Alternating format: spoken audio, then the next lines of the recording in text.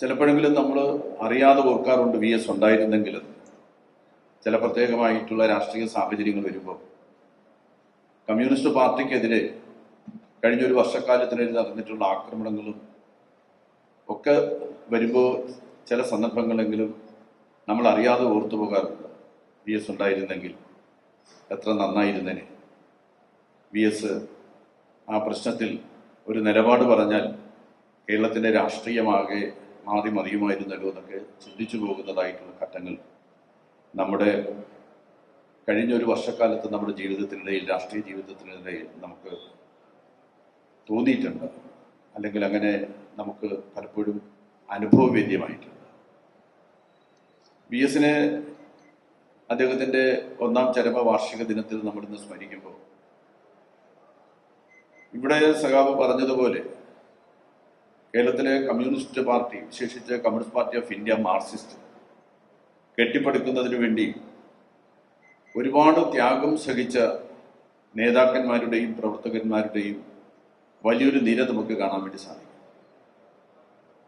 ഒരുപക്ഷെ അന്നത്തേതിനേക്കാൾ അന്നൊക്കെ കുറച്ചൊക്കെ നേരായിട്ടുള്ള ആക്രമണമാണ് കമ്മ്യൂണിസ്റ്റ് പാർട്ടിക്ക് എതിരായിട്ട് ഉണ്ടായിരുന്നതെങ്കിൽ ഇന്ന് സർവശക്തിയെ സമാഹരിച്ചുകൊണ്ട് കമ്മ്യൂണിസ്റ്റ് വിരുദ്ധ ശക്തികളാകെ യോജിച്ചുകൊണ്ട് കമ്മ്യൂണിസ്റ്റ് പാർട്ടിയെ ഇല്ലായ്മ ചെയ്യുന്നതിന് വേണ്ടിയിട്ടുള്ള സംഘടിത ആക്രമണം നടക്കുന്ന ഒരു കാലത്താണ് നമ്മൾ ജീവിക്കുന്നത് എന്നുള്ളതാണ്.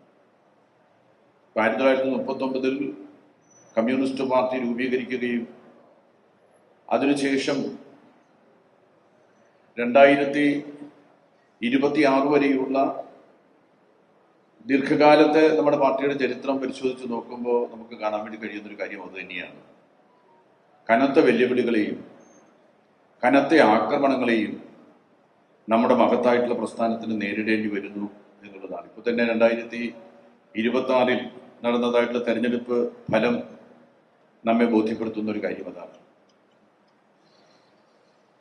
2026 തെരഞ്ഞെടുപ്പ് നമ്മൾ വലിയ പ്രതീക്ഷയോടുകൂടി, ഈ ലോകകപ്പിൽ അർജന്റീന നന്നായിട്ട് വിജയിക്കുമെന്ന് പ്രതീക്ഷിച്ചതുപോലെയാണ് ലോകമാകെ പ്രതീക്ഷിച്ചില്ല. അർജന്റീന നിശ്ചയമായിട്ട് വിജയിക്കും. പലരും 3-1 എന്നൊക്കെ പറയുന്നുണ്ടായിരുന്നു. പക്ഷേ കനത്ത പരാജയം അർജന്റീനയ്ക്ക് ഏറ്റുവാങ്ങേണ്ടി വന്നതുപോലെയാണ്. നമ്മൾ ആരും പ്രതീക്ഷിച്ചില്ല 2026 നമുക്ക് ഇങ്ങനൊരു പരാജയം ഉണ്ടാവും. കാര്യം ഒരു പരാജയം ഉണ്ടാകണമെങ്കിൽ അതിന് മതിയായിട്ടുള്ളൊരു കാര്യം ഉണ്ടാവണം. ഗവൺമെന്റിനെതിരായിട്ടുള്ള ഏതെങ്കിലും തരത്തിലുള്ള ശക്തമായിട്ടുള്ള വികാരം ഉണ്ടാകണമല്ലോ. അതൊന്നും ഇല്ലാതിരുന്നത് കൊണ്ട് തന്നെ അമിത പ്രതീക്ഷയിലായിരുന്നു നമ്മുടെ പ്രവർത്തകന്മാരെല്ലാവരും. വികസന രംഗത്താണെന്നുണ്ടെങ്കിൽ നമ്മുടെ ഗവൺമെന്റ് അഭൂതപൂർവമായിട്ടുള്ള മുന്നേറ്റമാണ് നമ്മുടെ സംസ്ഥാനത്തിന്റെ 7 പതിറ്റാണ്ട് കാലത്തെ ചരിത്രത്തിനിടയിൽ നടത്തിയത്. 10 വർഷക്കാലം എന്ന് പറയുന്നത് കേരളത്തിന്റെ വികസന ചരിത്രത്തിലെ വിസ്മയകരമായിട്ടുള്ള മുന്നേറ്റത്തിന്റെ 10 വർഷങ്ങളാണ്. ആർക്കും നമ്മെ കുറ്റപ്പെടുത്താൻ സാധിച്ചിരുന്നില്ലെന്നുള്ളതാണ്.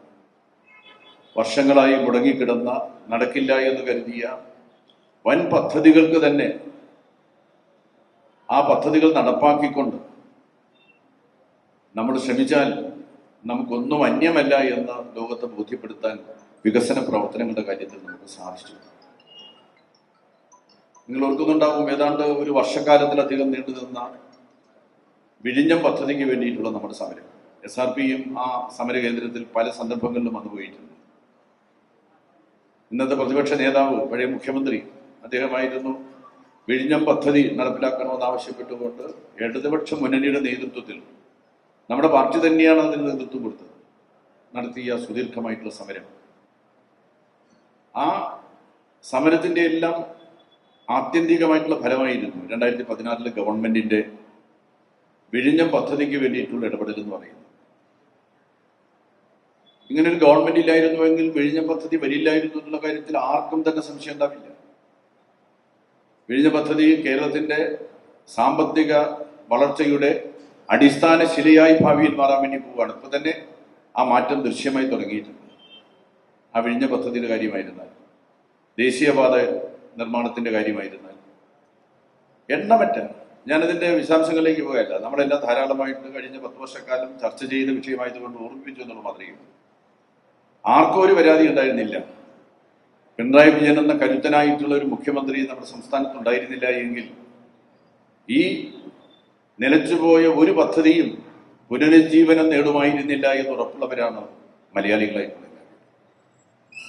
ക്ഷേമ പ്രവർത്തനങ്ങളുടെ കാര്യത്തിൽ നമ്മുടെ സംസ്ഥാനത്തിന്റെ ചരിത്രത്തിൽ ഇത്ര വൻപിച്ച ക്ഷേമ പ്രവർത്തനങ്ങൾ നടന്നൊരു കാലം ഉണ്ടായിട്ടുണ്ട്. 85-90 ലക്ഷത്തോളം വരുന്ന കേരളത്തിലെ കുടുംബങ്ങളിൽ ഈ ഗവൺമെന്റിന്റെ കഴിഞ്ഞ ഗവൺമെന്റിന്റെ കൈകൾ എത്താത്തതായിട്ടുള്ളൊരു ഭവനം പോലും ഉണ്ടാവില്ല എന്ന് നമുക്ക് ഉറപ്പിച്ച് പറയാൻ വേണ്ടി സാധിക്കും. ആ നിലയിലുള്ള ക്ഷേമ പദ്ധതികൾ ആവിഷ്കരിച്ച് ഒരു ക്ഷേമരാഷ്ട്ര സങ്കല്പത്തെ ഈ കൊച്ചു കേരളത്തിൽ യാഥാർത്ഥ്യമാക്കുന്നതിന് വേണ്ടി 10 വർഷക്കാലം നടത്തിയ തീവ്രമായിട്ടുള്ള പരിശ്രമങ്ങൾ നമുക്ക് ബുദ്ധിമുട്ടാണ്. വിദ്യാഭ്യാസ രംഗത്ത്, ആരോഗ്യ മേഖലയിൽ, അങ്ങനെ നാനാ മേഖലകളിൽ ഇങ്ങനെ നേട്ടങ്ങൾ കൈവരിച്ചൊരു ഗവൺമെന്റിനെ ഉപേക്ഷിക്കാൻ ജനങ്ങൾ തയ്യാറാക്കുന്നു. ഇതായിരുന്നു യഥാർത്ഥത്തിൽ നമ്മുടെ ഒരു ചിന്ത. നമ്മൾ പ്രവർത്തിച്ചില്ലേലും കുഴപ്പമില്ല, ആളുകൾ വോട്ട് ചെയ്തുള്ളൂ. കാരണം ജനങ്ങൾക്ക് നല്ല ബോധ്യമുണ്ട്. ഈ ചിന്തയോടുകൂടിയാണ് കഴിഞ്ഞ തെരഞ്ഞെടുപ്പിന് നമ്മൾ നേരിട്ടത്. പക്ഷേ കമ്മ്യൂണിസ്റ്റ് വിരുദ്ധ ശക്തികളുടെ ഏകോപനം അത് എത്രമാത്രം വലുതായിരുന്നു എന്ന് തെരഞ്ഞെടുപ്പ് കഴിഞ്ഞപ്പോഴാണ് നമുക്ക് ബോധ്യമായി, നമുക്ക് മനസ്സിലായി. ജാതിമത ശക്തികൾ ഏതാണ്ട് 57 ഒന്നാമത്തെ ഗവൺമെന്റിനെതിരെ 59-ൽ നടന്ന വിമോചന സമരകാലത്തെ അനുസ്മരിപ്പിക്കുന്ന തരത്തിലാണ് അന്ന് വടിയും വാളും കയ്യിൽ കിട്ടിയ ആയുധവുമായിട്ട് അവരെല്ലാം കമ്മ്യൂണിസ്റ്റ് സർക്കാരിനെതിരെ തെരുവിലിറങ്ങിയെങ്കിൽ ഇന്ന് തെരുവിലിറങ്ങാതെ കേരളത്തിലെ എല്ലാ ജാതിമത ശക്തികളെയും കൂട്ടുപിടിച്ച്, യാഥാസ്ഥിതിക വിഭാഗങ്ങളെ കൂട്ടുപിടിച്ച് ഇടതുപക്ഷ ജനാധിപത്യ പുരോഗമന ഗവൺമെന്റിനെ അട്ടിമറിക്കുന്നതിന് വേണ്ടിയിട്ടുള്ള ശ്രമങ്ങൾ നടത്താൻ നിശബ്ദമായിട്ടുള്ള ഒരു പരിശ്രമം നടത്താൻ അവർക്ക് സാധിച്ചു എന്നുള്ള തിരിച്ചറിവ് യഥാർത്ഥത്തിൽ ഈ തെരഞ്ഞെടുപ്പ് കഴിയുമ്പോൾ നമുക്ക് ബോധ്യമാകും.